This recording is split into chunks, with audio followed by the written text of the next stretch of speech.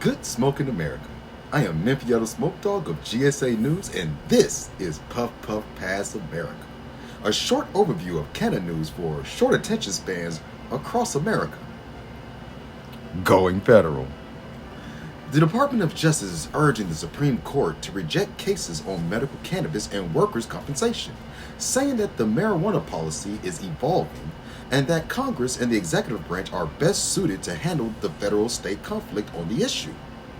The judgments below are correct for the straightforward reason, and that when a federal law such as the Controlled Substance Act prohibits possession of a particular item, it preempts a state law requiring a private party to subsidize the purchase of that item.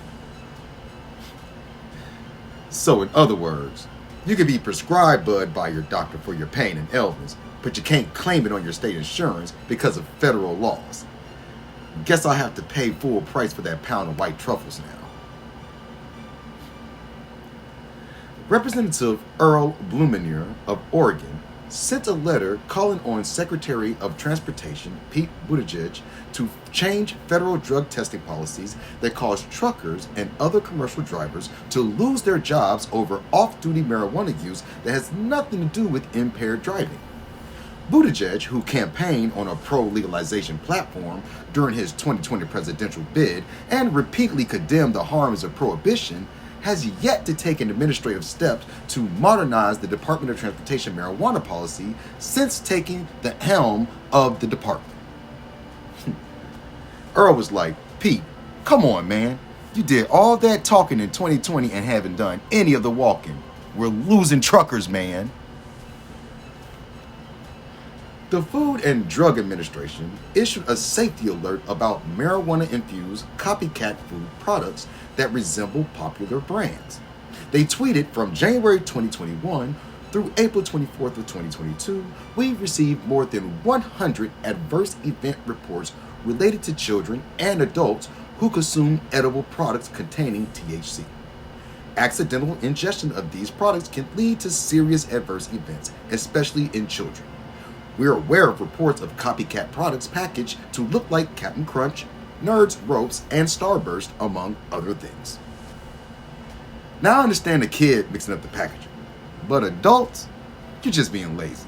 If you pick up a package and the words medicated, canna, or THC doesn't toss you a red flag, then either you need to get your eyes checked or you need a dictionary at all times.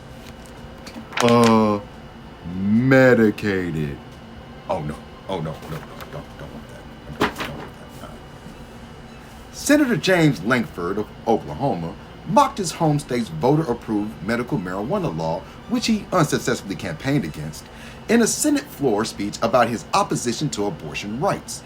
He stated, "We're a state that has medical marijuana laws. You have to have a medical prescription from a doctor to be able to get it. So you know how you get it? The medical marijuana place actually has a doctor that you can just call. They'll write a script to you. They'll write it for you no matter what. You can say, my left toe hurts every other Thursday," he continued, and they would say, great, that's a medical condition. We get the joke. If the person who's actually selling the product is the one who's actually prescribing it, that means you can do it at any point, he said. So this bill is not about protecting children prior to viability. This bill is about aborting at every single stage of pregnancy. Lankford's characterization of Oklahoma's cannabis program was not accurate. As in nearly all other states, doctors give recommendations but cannot legally prescribe medical marijuana. And patients buy cannabis from state licensed dispensaries, not from the recommending doctors themselves. What the heck is wrong with this guy? How can you even equate cannabis laws to abortion rights?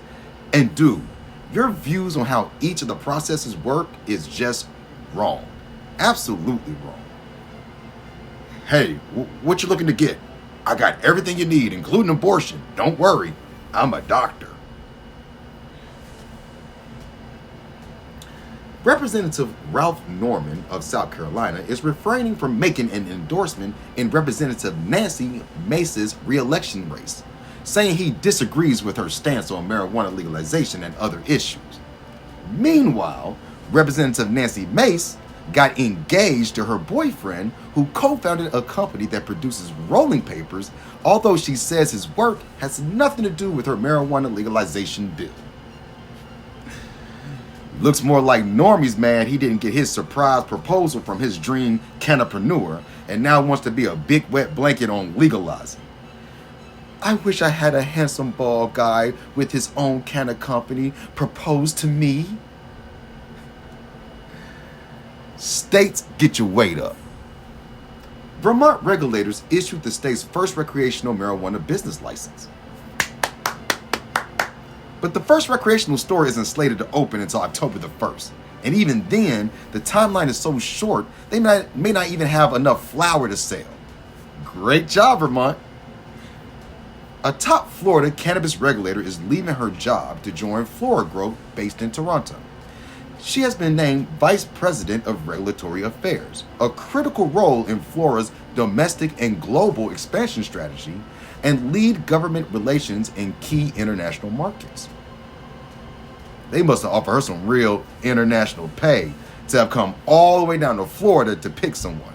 She's gonna have that Boston George money dealing with international markets. South Carolina Senate Majority Leader said he's disappointed that South Carolina medical cannabis legislation didn't pass this session. But North Carolina Senate Minority Leader said that medical cannabis legislation has enough momentum to pass through North Carolina this year. Look like it's the war between North and South. Carolina, that is. Who's going to be the first to legalize the old wacky tobacco?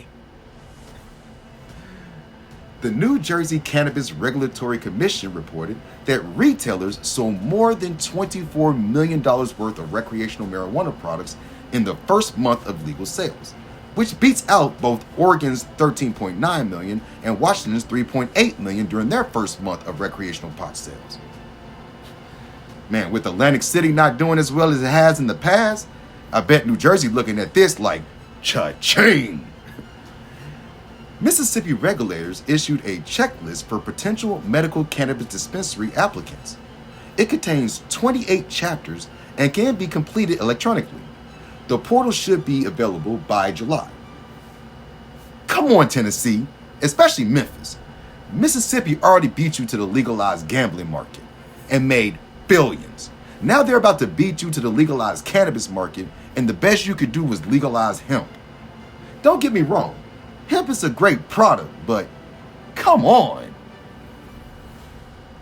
On May 19th, Guam regulators considered marijuana rules on legalization. They discussed seed-to-sale system implementation, cannabis banking, related issues, proposed application forms for cannabis establishments, and even public cannabis events. Do you know where Guam is? It's an island that is southeast of Japan and northeast of the Philippines. If Guam goes legal, I'm moving to Guam.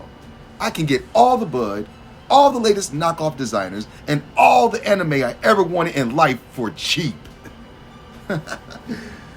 This has been Puff Puff Pass Around America. Thank you for watching. If you like this and want to check out our other content, please check us at our YouTube channel, Good Smokin' America, our Facebook, Good Smokin' America, our Instagram at Good Smokin' America, and our Twitter at Good Smokin' at GSA 420. This has been Memphiato Smoke Dog of GSA News, smoking off.